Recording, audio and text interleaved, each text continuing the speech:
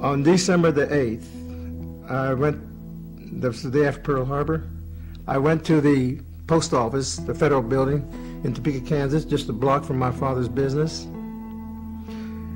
And I waited in line with, and I hate to use these racial terms, but with a bunch of Caucasian young men that were waiting to go in and be recruited. And I waited, and I got there at 9:15, and we sat on a white marble bench in the lobby, and as each one was called, you'd scoot along to this place and keep going until they were all taken in, and it was now a little after 12 when the major, I think he was a major, opened the door of his office, and he looked out, and there I am sitting there, the only one.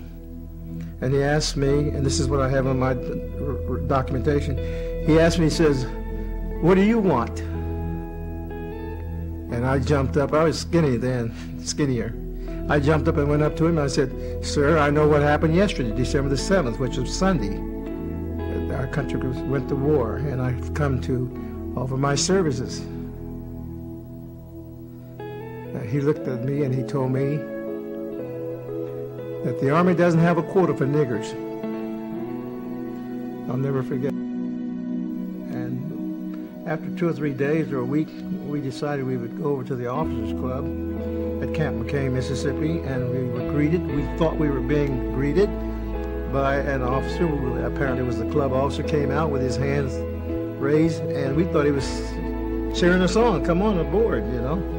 But he was telling us, no, you cannot come in. This is not for black or Negro officers.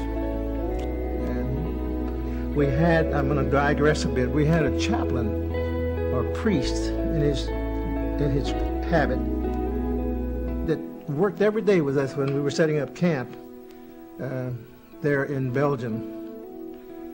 I don't remember his name, naturally, but he was had not seen black people before, Afro-American. In my notes, I keep using the word Negro because that's what we were knowing. But he was a diligent worker, and he helped us in every way he could. And I later learned that the reason he was helping us, especially when he was building the latrine in the shower head where we could bathe, was because